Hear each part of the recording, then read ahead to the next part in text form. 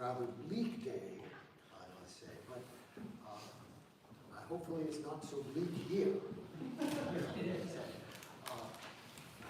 The title of our program is The Meaning of Wa. And you wonder, what is Wa, of course?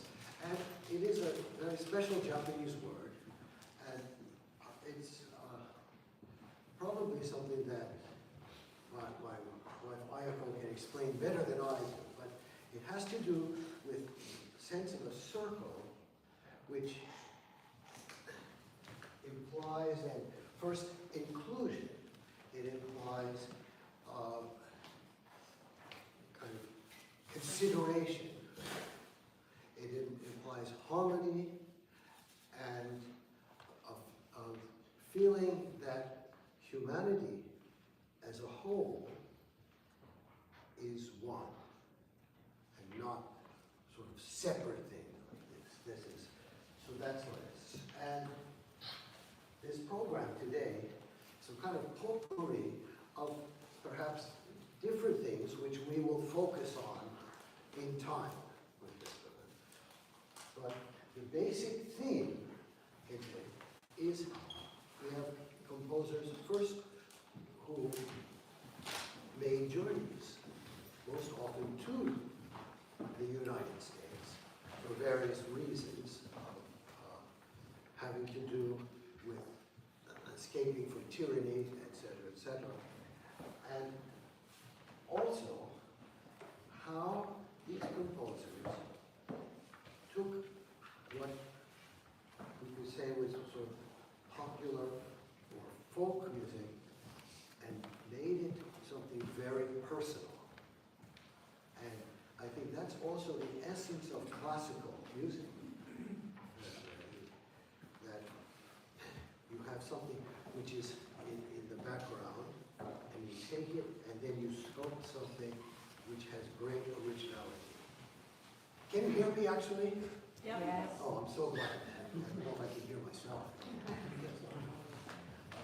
And I wanted to give a brief summary of first the composers that we will play in the first half, and then in the beginning of the second half I will talk about those composers, and especially about Ian Musgrave, who is a very wonderful and kind of remarkable composer with an incredible legacy.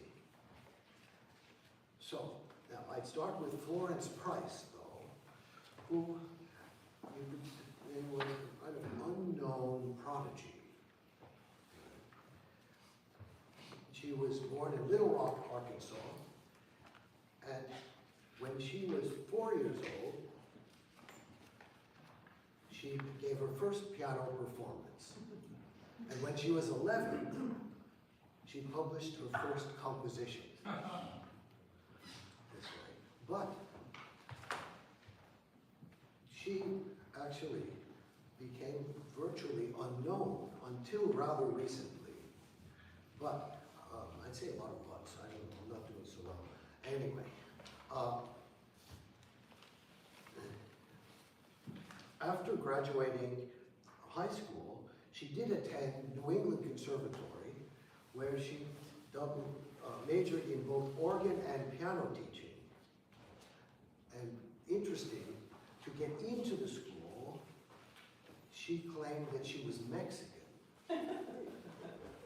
because, of course, of the racial discrimination against black people, African Americans, as we would call them.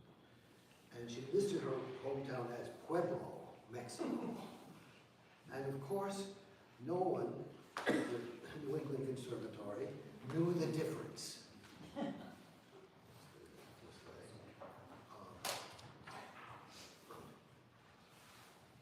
When she went back to Arkansas, and then worked sometime in Atlanta. She married this Mr. Price, we could say, but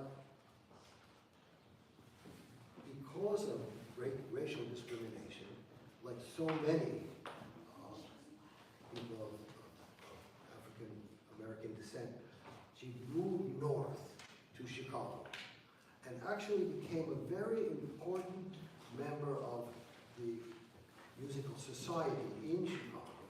And what's very interesting is that the New Deal that was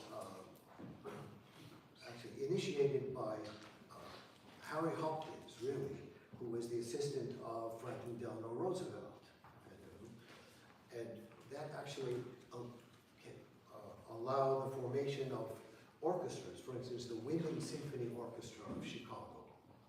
And Florence Price, they had developed, I should say, a strong relationship with that orchestra, and had both the First Symphony or Third Symphony, other works, concertos, actually performed by that orchestra. She was, in 1940, she was inducted into the American Society of Composers, Authors, and Publishers for her work as a composer. But most of her compositions were not published, actually, and in fact would have been lost, except that in 2009, a substantial collection of her works was found in an abandoned house in the outskirts of St. Anne, Illinois, where Price had composed during summers. It's actually fantastic for her legacy and for music in the United States that that house had not been demolished before we were able to actually go in there and find a considerable number of scores. Now, the fantasy that I will be playing here, she wrote in 1940, and I'm not sure if it was one of the pieces that were found in that house or not. I couldn't actually find that information, but it was not published until actually quite recently. That is. Okay, after that, there are two, one composer, I guess I should mention first, yes, Ed Bland. It's very different, but Ed Bland was a fascinating person, also basically from Chicago. And he was a jazz clarinetist, jazz saxophonist, but was someone who was a kind of visionary, and he took the language of jazz to a very kind of new and, in a certain sense, even esoteric realm, as he became interested in various contemporary techniques, including from Schoenberg and Milton Babbitt, the 12-tone music.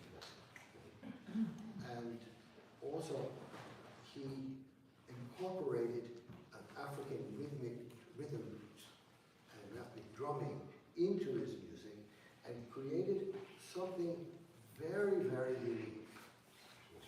So we will be playing a very short little piece. This is just a little taste of what we hope we will be able to actually showcase in greater detail later. And this is duet one-on-one, which we will play on clarinet and bass clarinet. After that, there are two composers who really do not need introductions. One is Ettore Villalobos, and the other is Bohuslav Martinu. I should mention, though, that I have, I can't say it's actually a personal connection, but it's almost a personal connection because my parents knew both of them. Yes, because Martinu, actually, he began his career, or his life in what we call now the Czech Republic, in Prague. He went to the conservatory in Prague and was almost kicked out. Because they called, he was supposedly a misfit, and not do his homework right. I have no idea exactly. But anyway, then he decided to go to Paris. In Paris, he found jazz.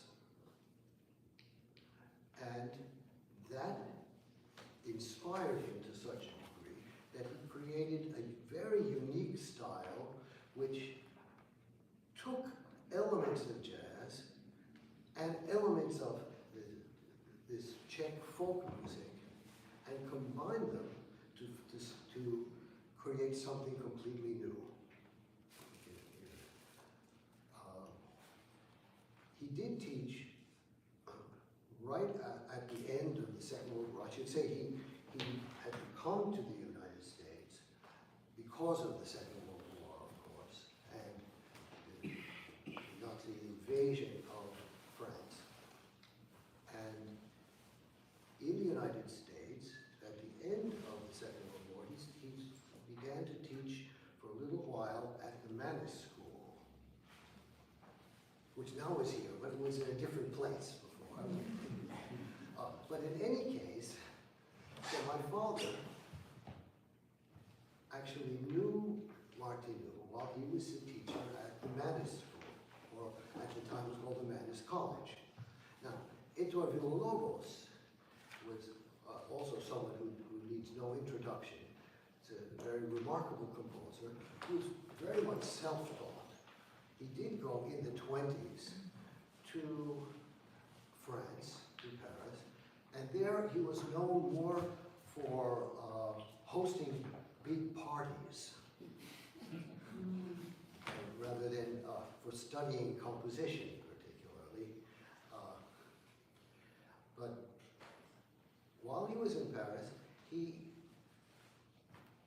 became very nostalgic for his home in Brazil. And he began to write, starting in 1920, to work for a guitar with these, what he called choros, which basically his, as he remembered, kind of street music in Rio, for instance. And using that as a kind of basis, I should say, he created, let me see, I should tell you because I don't know exactly. I have this all down here. So I should have written this down and given it to you. I didn't have to talk, but I had no time for that.